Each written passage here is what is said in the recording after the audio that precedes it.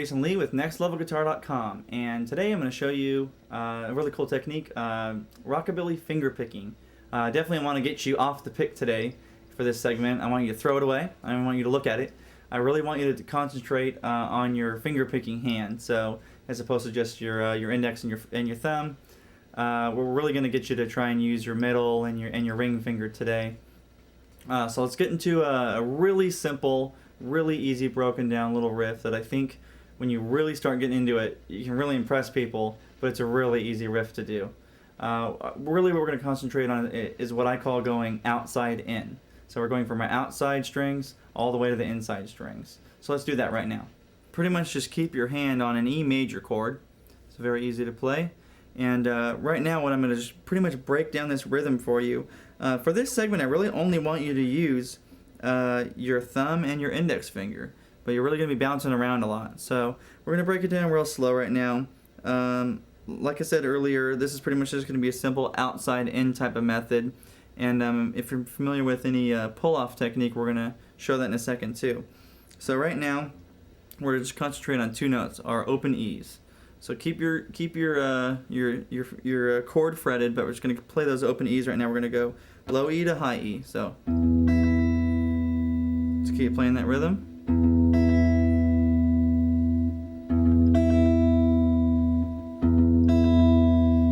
Okay, now we're pretty much going to repeat it, but we're going to go in one, so it's pretty simple. Keep your chord there, but now we're going to go E to E and A to our B string. Okay.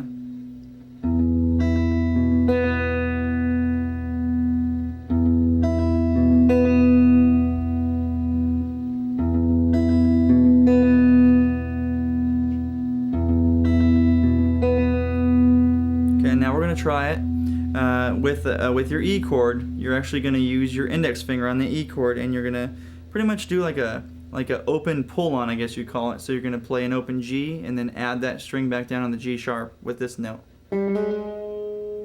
So here's our E chord. We're going to be adding that G sharp on. For this segment, you're pretty much just going to keep that E going, but once you come to that string, you're going to take your index finger off of that G string, and you're pretty much just going to hammer it on, but by only plucking it once. So you end up getting almost like a two-picking tone because you're plucking it once, but when that adds on like that, it almost sounds like you're playing it twice, but you're not. The technique that this does is gives you timing to also go back to other strings. So it sounds like you're playing it really complex, but you're just timing it out really well. So here's what we have so far. You know that we're going from outside in, and now we're going to try the outside in with the G hammer on that we just showed. So let's try that in sequence right now. We're going to go E to E, A to B, and hammer on G. So here it is really slow, and then we're going to try it maybe a little bit faster after that.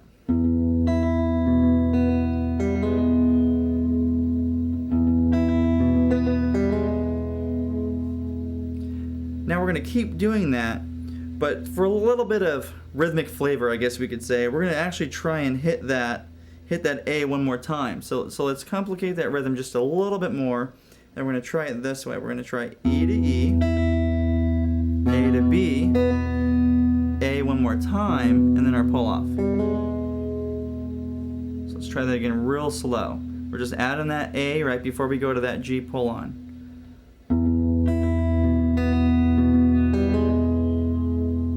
Let's do that one more time.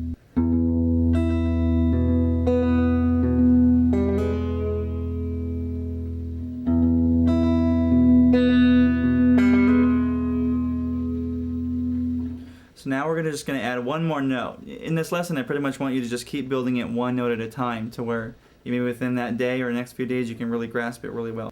Alright, so now we're gonna try and do that next note in our sequence, which is actually going to be keeping your fingers still in the position of the E chord, but practicing with your pinky on the high E, but you're actually plucking it at the 3rd fret, which is G note. So we're going to try that 2 plucks, 1 on, 1 off. Alright, so now we're back to the rhythm hand, and we're going to show how that pinky really comes into play. So we're going to go in order still pretty slow, so we're going to be going outside in. So let's try that right now with our E chord.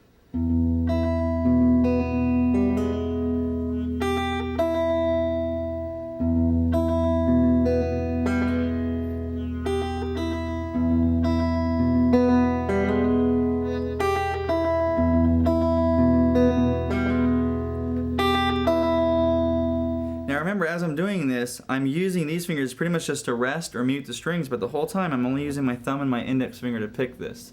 That's what's one thing that's really cool about, I think, learning this exercise, is that it's really quite easy once you start getting into it. So let's try that again, and just watch these two fingers, how I'm doing that.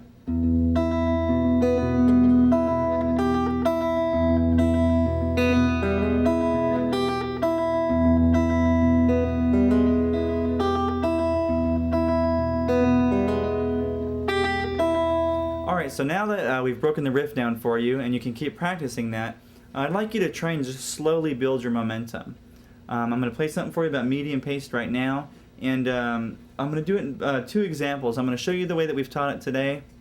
I'm going to show you another way too. As you start to become a little bit more bouncy with your strumming hand, you can actually make it sound really complex, but it's really easy. You're pretty much just bouncing around the whole time. So I'll play it in the real structured format and about a medium pace that you can build up to. And then I'll play it a second time with a little bit more complex open pull-ons. So let's try that right now.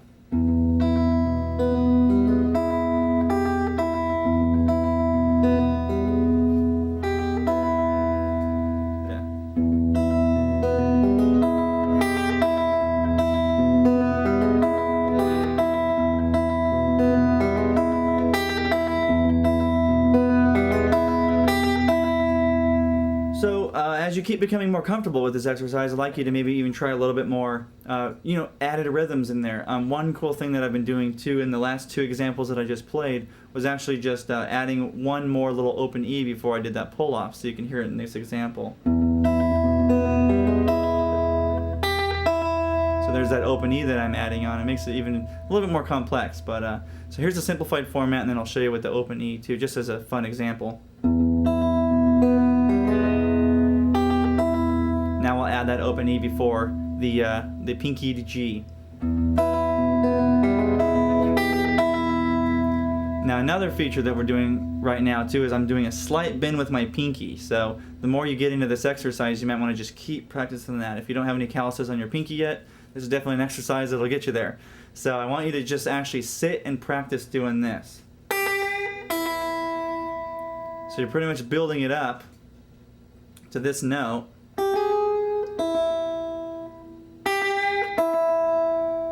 So now, here you can hear that in sequence.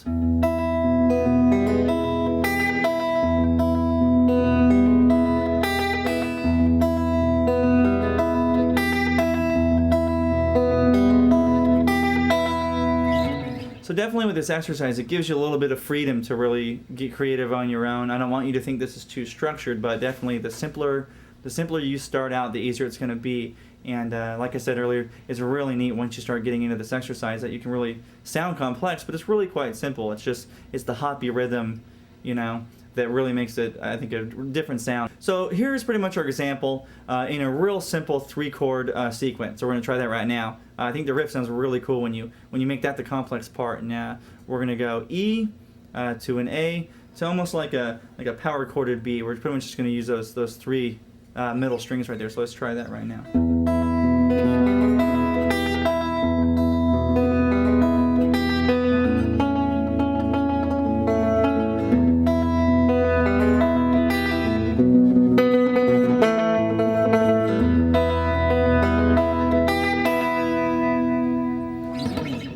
So definitely you can see how it works in a sequence with chords. When you're trying it really simple, you might be thinking, well, this might be too easy, but it's not, because once you really start using it in song, it's really a cool feature to have under your repertoire of guitar playing skills. So once again, this is Jason Lee with nextlevelguitar.com. Stay tuned for more previews and more tech lessons, and make sure to visit nextlevelguitar.com.